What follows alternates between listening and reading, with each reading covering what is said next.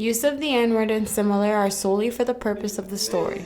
Viewer discretion is advised. Wake up to reality. Nothing ever goes as planned in this accursed world.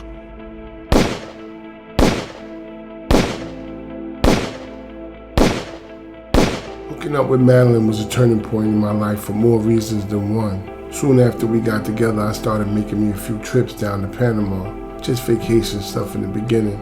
It was the first time I'd ever been outside the United States. I've been to Puerto Rico and the Bahamas, but that don't count. I was moving in completely different circles now. Whole different class of people. Definitely opened up my eyes to a new world.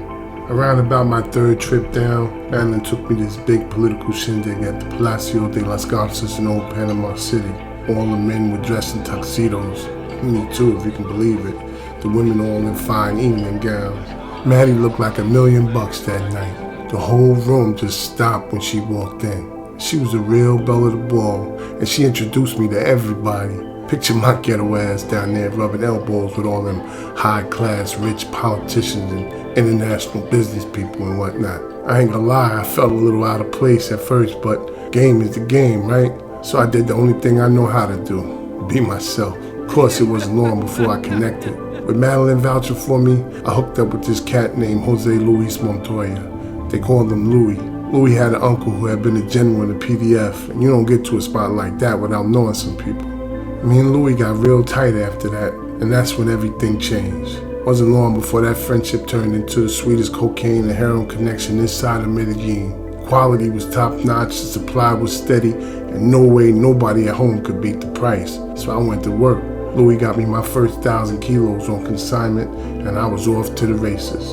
Built the pipeline from Panama across the Gulf through Biloxi, Mississippi, and ran that shit straight up into Jersey. With the clout for my Panama niggas, no way I could go wrong. Would have to be a real idiot to fuck that up. I started at home with a couple of hard-hitting niggas from around the way, cats I grew up with and knew I could count on. In 6 months, we put together a 150-man crew and wasn't no stopping me.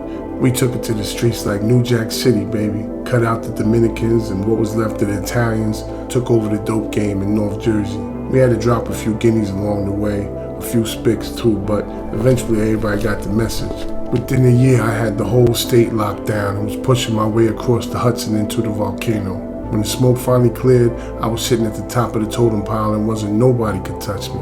I played it smart though. I knew the guineas and the spics wouldn't lay down forever. They'd been doing it too long to just get pushed out. And I couldn't afford to be warned all the time, so cut them in for a piece of the pie. See, I was looking past the streets and all that corner bullshit. That's a guaranteed prescription for failure. I started selling them the shit wholesale. Everybody kept their own real estate and handled their own distribution. Prices was low and wasn't no beefing over territory or who was selling on what corner or on what block. It was good business. Ain't like it wasn't enough dope fiends to go around anyway. That calmed everything down and squashed the violence. Everybody was getting money and everybody was happy. At 23, I had made my first million. By my 24th, I had my hands on everything from Boston to Richmond. By the time I was sliding into 30, I had so much cash I had to hide $20 million in the vault over in Madrid, Spain. Me and Maddie flew to cash there on a private plane from Panama. Feds started calling me the Black Carlo Gambino because they couldn't catch me on no phone or no wiretaps. I had made it, and bigger than I ever dreamed. I was the man for real, but I always lived my life low-key. Tried to stay off the radar, you know? Like the old Jew Andy Arenberg used to tell me when I was a kid. He owned a grocery store on Ocean Avenue in the neighborhood where I grew up, just a couple of blocks from my house, but his real business was policy. Him and Petey Caparicio ran the numbers rackets for the Genovese people in Jersey City and Hoboken. Andy didn't answer to nobody but Petey, and nobody fucked with him. He was the first one to call me AD. I used to hang around his store when I was a kid, run some slips over here, pick up a package over there, do little errands, kid stuff. It was my first job.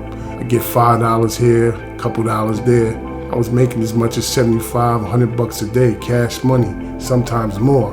For an 11-year-old kid in 1977, I was doing pretty good. Used to hide the cash in an old toolbox I had buried in a hole in the backyard.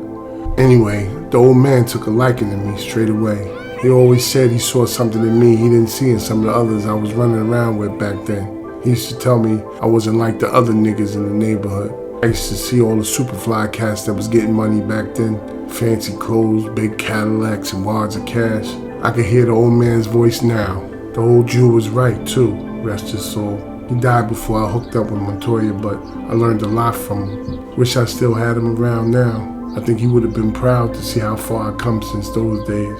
But I remembered what he taught me, so I never spent large amounts of cash buying cars and jewelry and shit like that. I mean, don't get me wrong, I had my toys, but there's a right way to do everything, even the wrong thing. I did what he said and gave the government their paper trail. I spent my money on real estate, had apartment buildings in Jersey City, Newark, and Bayonne. Had a brownstone downtown and an investment piece on the waterfront. I owned a professional limousine service that catered to upscale Manhattan business people, taking them back and forth from the airports and business meetings, that kind of thing. I had a tow truck company and a vending machine company too. I used my money to buy me a couple of friends on the city council and even had me a state assemblywoman in my pocket. She made sure mine was the lowest bid on a couple of service contracts, including one that got my vending machine company in all the postal service buildings in Hudson and Union counties.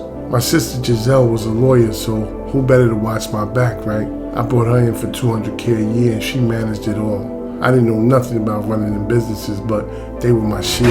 That paper trail kept the feds off my ass and gave me a legitimate source of income. I paid my taxes and kept my nose out of anything that wasn't safe. Until now, that is.